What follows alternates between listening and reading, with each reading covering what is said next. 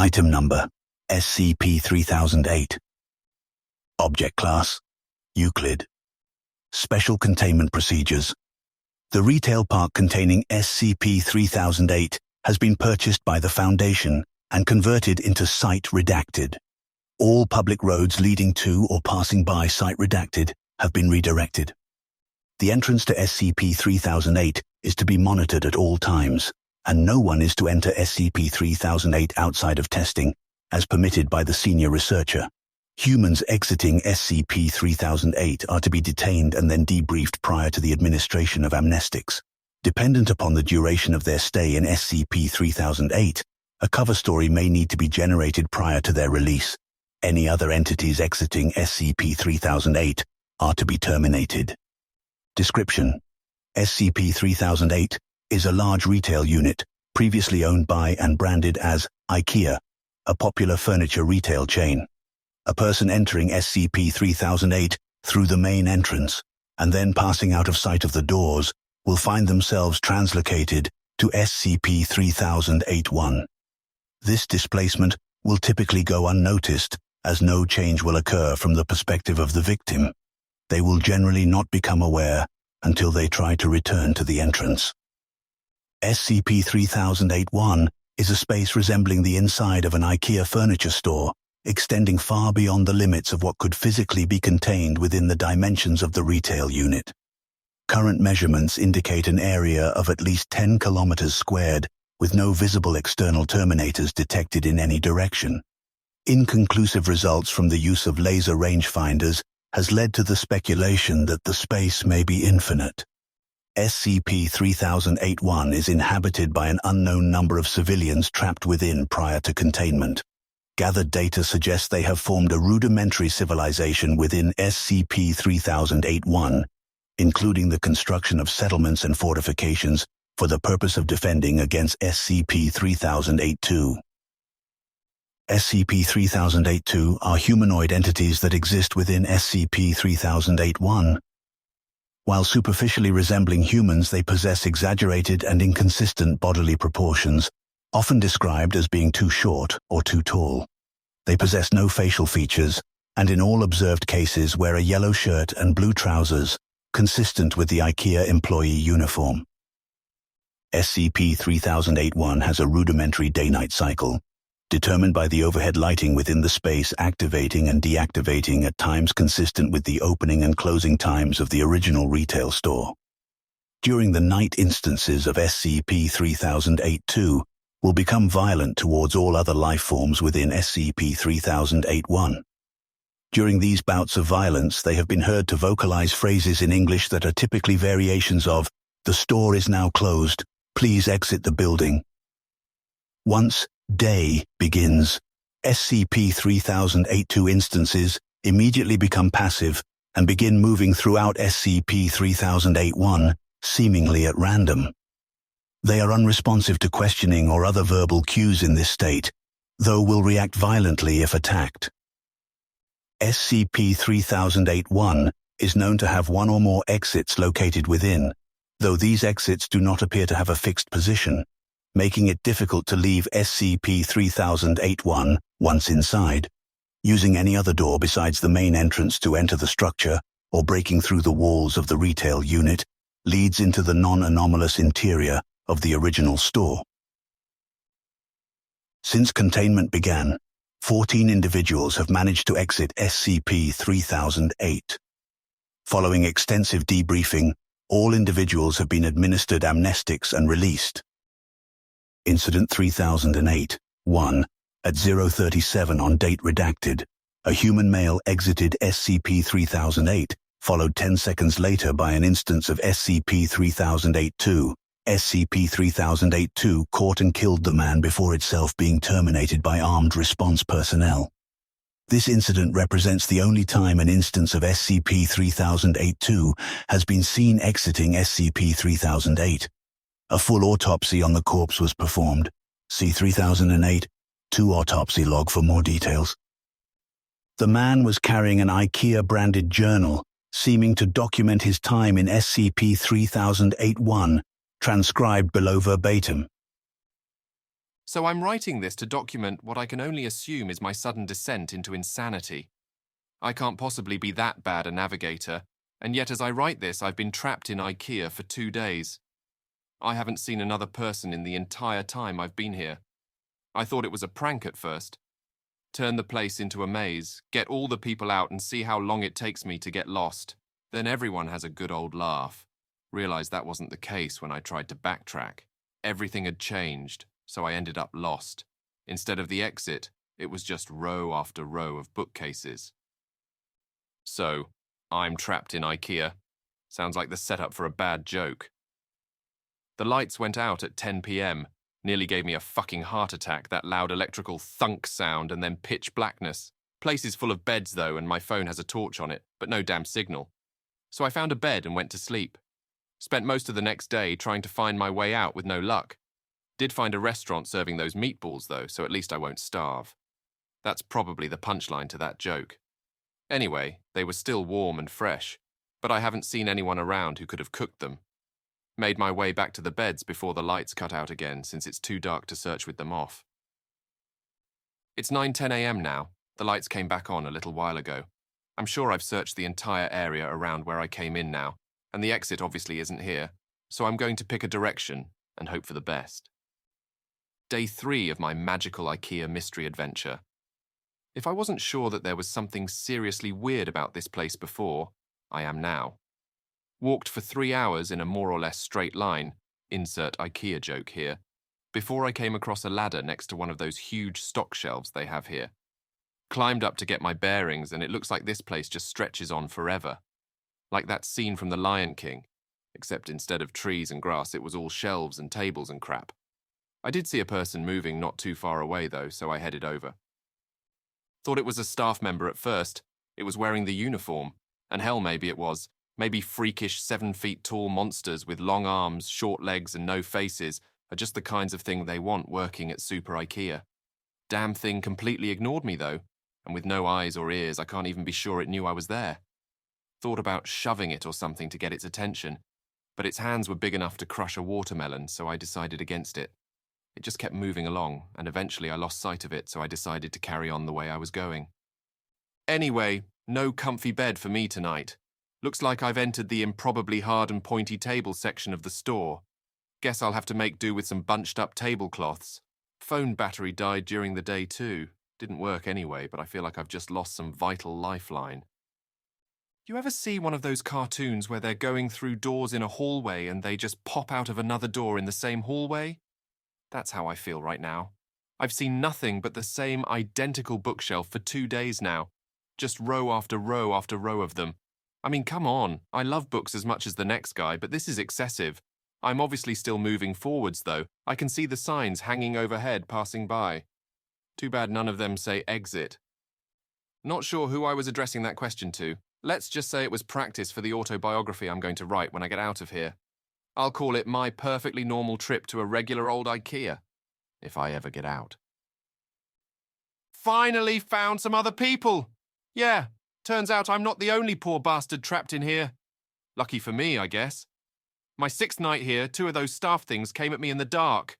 Different from the first one I saw, but still messed up. Heard them coming. They were saying that the store was closed and I had to leave the building, all nice and polite-like. I'm not sure which part of that was weirder, that they don't have mouths, or that they were apparently trying to kill me while they were saying it. Came at me like rabid dogs.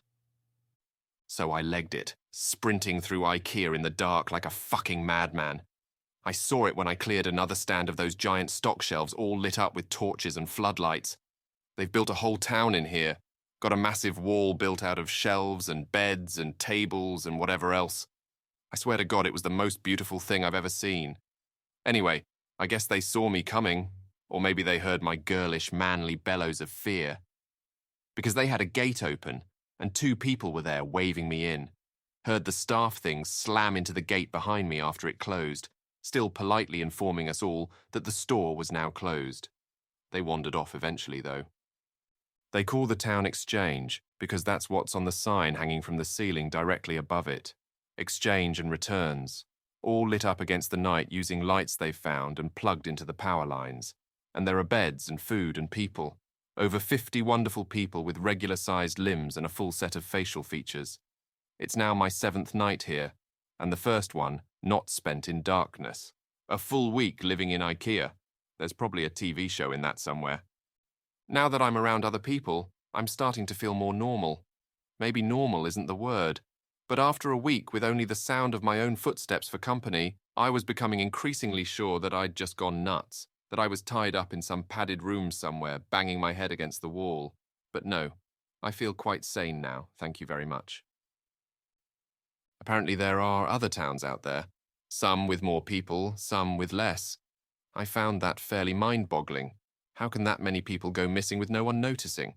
Surely someone would have noticed that everyone who goes to IKEA seems to fucking vanish. Or maybe it's not everyone. Maybe we're just the lucky ones. The people here just call those staff monster things the staff. Apparently they're fine during the day, minding their own business, walking the aisles. As soon as those lights go out, though, they go fucking bonkers. So during the day, people go out to find food, water, and whatever else they need. Apparently there are restaurants and shops around that randomly get restocked. No one knows how. Maybe the staff do it. Apparently they aren't very good at their jobs, though, because the restocking sometimes takes a while, which means the food needs to be rationed. Maybe if they weren't so busy chasing people around in the dark, they'd get more done. Anyway, when night comes, the staff go nuts and everyone holds up inside the walls. Apparently it's the same everywhere in this place, whatever this place is. The IKEA from whence all other IKEAs sprang. Or maybe we're all still just in the regular IKEA and this is all some fever dream brought on by mind-numbing boredom. Who knows? Been here for 10 days now. Most of the people I asked said they stopped keeping track a long time ago, and one guy, Chris, said he'd been in here for years. Years. Apparently there are rumors of people who do manage to get out, and of people who see the exit, only to have it vanish before their very eyes. I get the feeling not everyone believes that, but I do. Explains how we got stuck in here in the first place, sort of. And I mean, come on. Staff monsters, row after endless row of high-quality Swedish furniture. I don't know why they would find a disappearing door so hard to believe in. Anyway, I went out scavenging for food at a nearby shop with Sandra and Jerry today. Once you learn the landmarks of this place, it's not so hard to navigate. The overhead signs help a lot, but there are others. Not too far in the distance, a huge section of those giant stock shelves has collapsed against each other, and way off in the east. We all assume it's east anyway. Apparently IKEA doesn't sell compasses. Is some kind of tower that looks like it's made of wood, reaches all the way to the ceiling. Maybe they were trying to break out through the roof. Lights up at night, so there must be people there. But it's apparently a few days' walk, which means it must be miles away, so no one here really knows for sure. Apparently, I got incredibly lucky sleeping out in the open for a week without getting ripped to bits by the staff. That's me. Lucky. Lucky. Lucky. We found some food in the shop. Guess the staff restocked it during the night, which was nice of them. There was a telephone on the wall, so I figured I'd try it out. There was a voice on the other end, but they were just talking nonsense. Random words strung together with no real meaning. You ever see a video of someone with aphasia? Kind of sounded like that. Didn't answer me when I spoke to them anyway. Sandra says all the phones in here are the same. Oops, asking the journal questions again.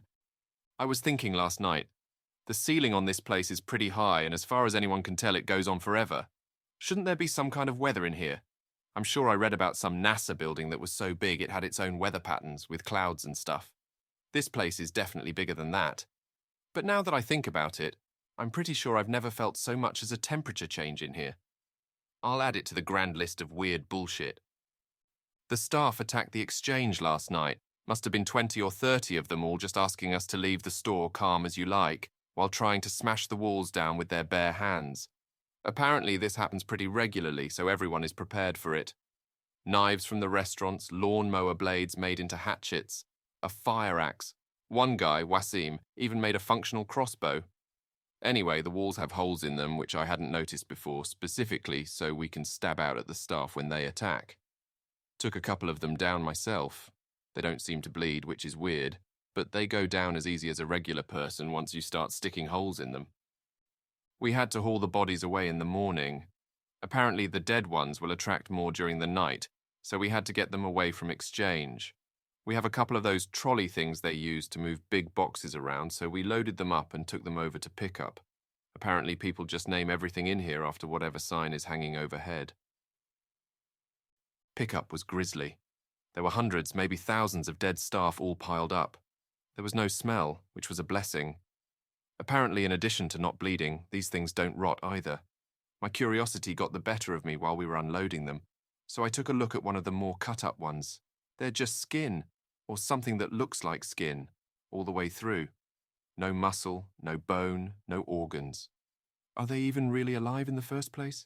They certainly seem like they have bones when they're moving around, pounding on the walls, and I'm sure I felt more resistance than just skin when the knife went in during the night. Maybe something happens to them when they die. Just one more thing on the ever-increasing list of weird shit that goes on in here, I guess.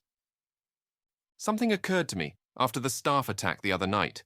Every time you see a situation like this on TV or in a film, like it's the end of the world or everyone is trapped on an island or whatever, once groups like ours start to form, people always seem to turn on each other, fighting for food or dominance or whatever else. That hasn't happened here. Apparently, people from other towns come by from time to time, just to check in or occasionally to trade if they are short on something. But everything is always cordial, friendly even.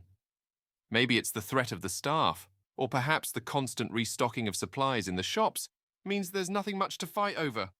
Maybe people are just better than they are generally given credit for. That's a nice thought. I think I'll go with that one. A dozen people showed up at the gates this afternoon from a town called Trolleys. Apparently the staff broke through the walls and tore the town apart during the night. These 12 are the only survivors out of over 100. We let them in, obviously. One more point in the human decency column. Later, I asked if anyone knew how many of these towns there were out there. Between us and the new folks, we managed to come up with over 20 names. 20 towns filled with people, and who knows how many beyond that. The motto for this place should be, how is that even possible? Surely someone, somewhere, must be looking for the thousands of people that must be in here. I've been here for a little over 2 months now. Not that much changes, as it turns out. A couple of new people showed up, same story as the rest of us. Nice little trip to IKEA, and suddenly they're trapped in Billy Bookcase's house of faceless weirdos. The staff attack the exchange once or twice a week. We kill them and haul their bodies off. Sometimes they hurt some of us first. They killed a guy called Jared a couple of weeks back. It was awful, frankly. Turns out regular humans still bleed in here, even if the staff don't. We tried our best, but none of us are doctors. Jared was a good guy. He deserved better. We all do. It occurred to me a couple of days after that. None of us were really looking for a way out of here. I don't even know where we'd start.